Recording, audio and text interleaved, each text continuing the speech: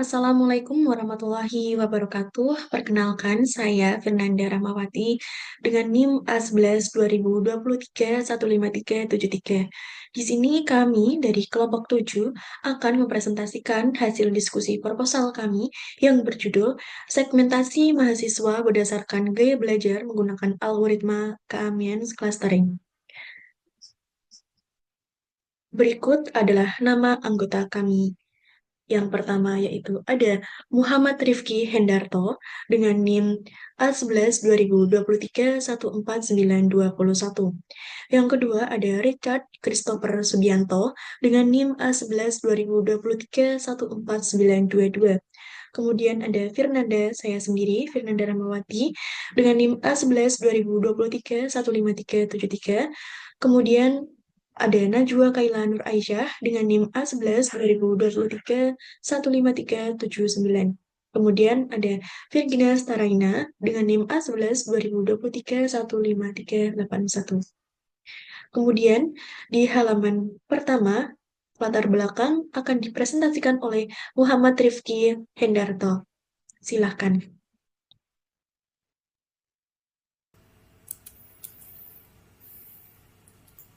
Latar belakang, perkembangan teknologi informasi dan data analisis membuka peluang untuk memahami karakteristik pembelajaran secara lebih mendalam. Salah satu aspek penting adalah gaya belajar, yaitu preferensi individu dalam menyerap informasi.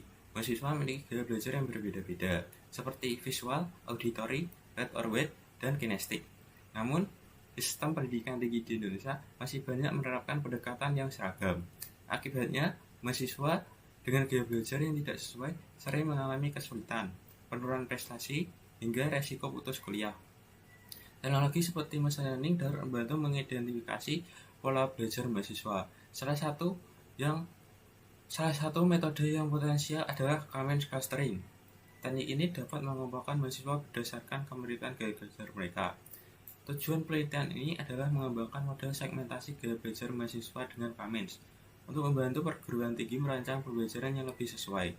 Di Indonesia, pendekatan clustering juga digunakan untuk mengaji pola kelulusan. Namun, masih minim studi yang fokus pada gaya belajar.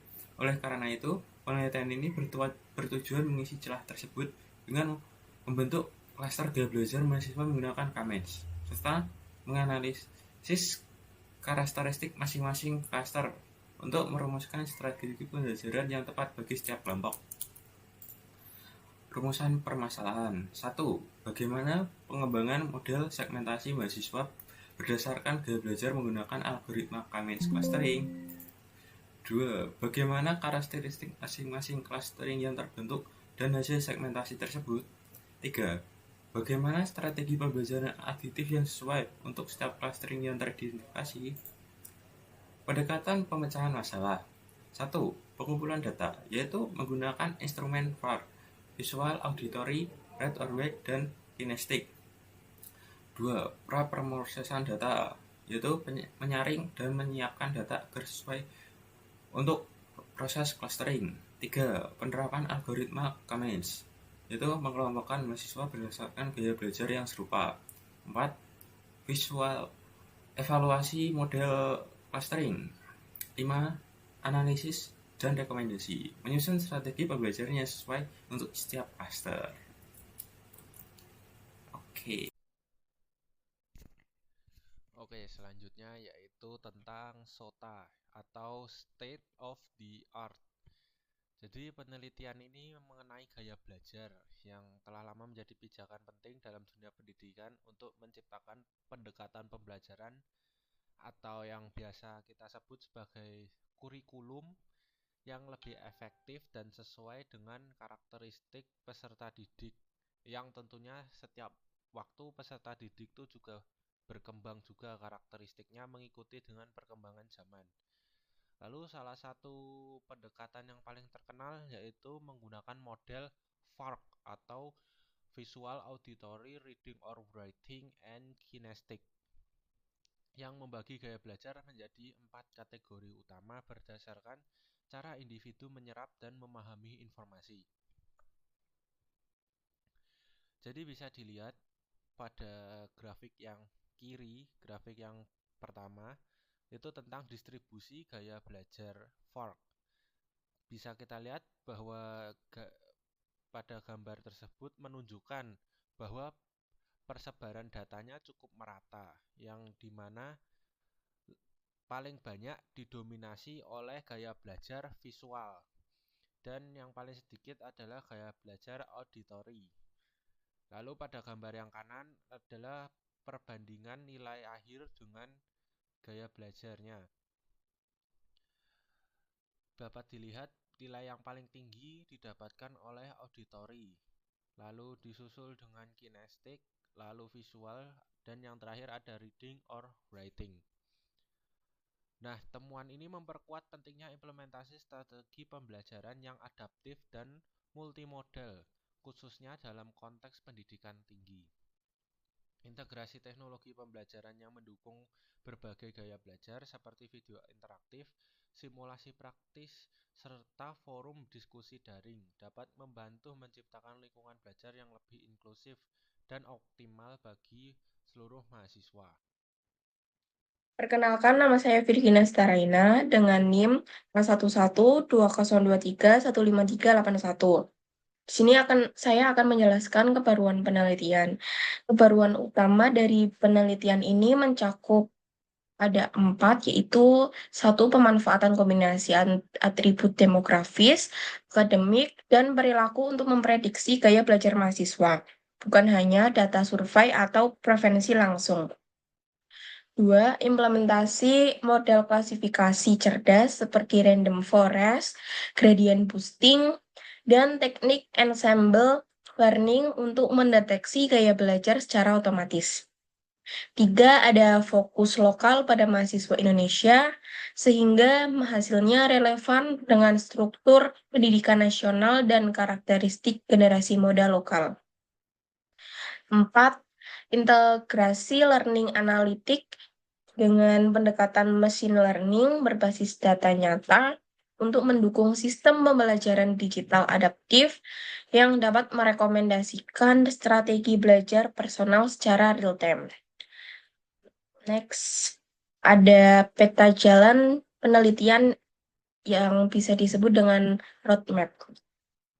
Proyek segmentasi mahasiswa berdasarkan gaya belajar menggunakan algoritma K-means clustering mempunyai 12 tahap, yaitu tahap 1, menentukan ide dan judul proyek, diskusi awal dengan dosen pembimbing.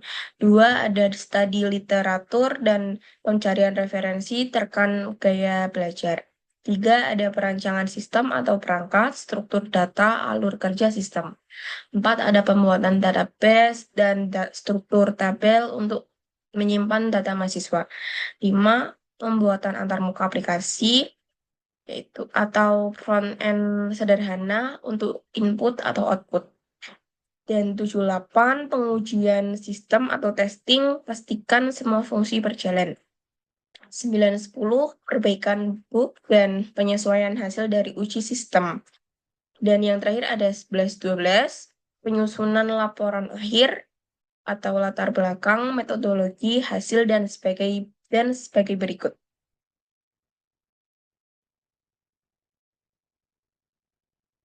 Assalamualaikum warahmatullahi wabarakatuh. Perkenalkan, nama saya Firnanda Rahmawati dengan NIM A11-2023-15373.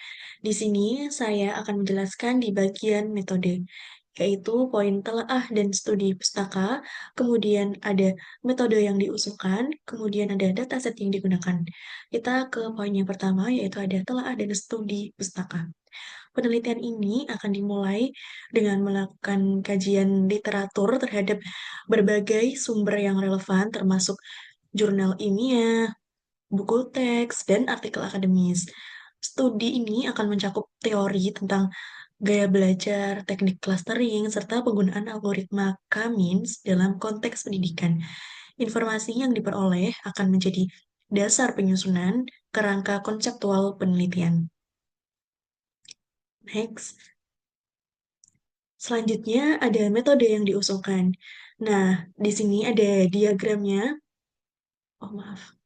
Di sini ada diagramnya yang sudah kami buat, yaitu dimulai dari Pertama, input dataset yaitu ada 10.000 data, kemudian kita preprocessing data, kemudian kita implementasi algoritma K-means, yaitu menggunakan perangkat lunak Python, kemudian kita analisis hasil clusteringnya, kemudian kita mengevaluasi model menggunakan Silhouette score, kemudian selesai. Nah, metode penelitian ini menggunakan data dari Kaggle yang mencakup berbagai atribut terkait mahasiswa. Data tersebut diproses melalui tahap processing untuk memastikan kualitasnya. Algoritma K-means diterapkan untuk mengelompokkan mahasiswa berdasarkan karakteristik tertentu. Dengan analisis hasil clustering dilakukan untuk mengidentifikasi pola. Model dievaluasi menggunakan Silhouette score untuk menilai kualitas pengelompokan bertujuan mendukung personalisasi strategi pembelajaran. Selanjutnya ada dataset yang digunakan. Nah, dataset diperoleh dari Kaggle, dipilih karena berbagai kelengkapan informasi yang sesuai kebutuhan analisis dengan pencarian menggunakan kata kunci seperti study habits dan learning style. Terima kasih. Selanjutnya akan dilanjutkan oleh Najwa Kaila Nur Aisyah.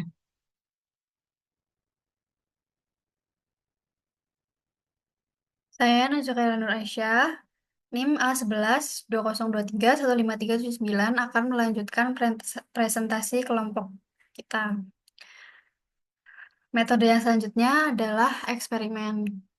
Pada tahap eksperimen, kami melakukan beberapa langkah penting, yaitu pra-pemrosesan data. Yang pertama, pra-pemrosesan data dilakukan dengan menyaring data yang tidak relevan dan menormalkan nilai agar sesuai dengan kebutuhan algoritma. Yang kedua, kami melakukan proses clustering menggunakan algoritma K-means dengan mencoba berbagai nilai K untuk menemukan jumlah cluster yang optimal. Selanjutnya, kami mengevaluasi hasil clustering kami menggunakan dua metrik, yaitu Silhouette Coefficient dan Davis Bulletin Index. Tujuannya untuk menilai seberapa baik mahasiswa dikelompokkan. Kemudian, yang terakhir dilakukan analisis cluster untuk mengidentifikasi ciri khas atau karakteristik utama dari setiap kelompok mahasiswa berdasarkan gaya belajar mereka.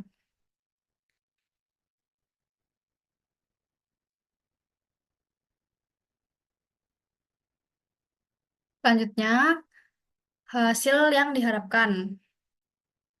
Kami menargetkan beberapa hasil utama. Yang pertama, terbentuknya klaster gaya belajar yang valid dan mudah dikenali, sehingga bisa digunakan untuk strategi pembelajaran yang lebih personal. Kedua, kami berencana mengembangkan aplikasi klasifikasi berbasis web yang dapat digunakan dosen maupun mahasiswa untuk mengetahui tipe belajar dominan. Yang ketiga, hasil penelitian ini juga akan kami susun dalam bentuk artikel ilmiah yang siap dipublikasikan.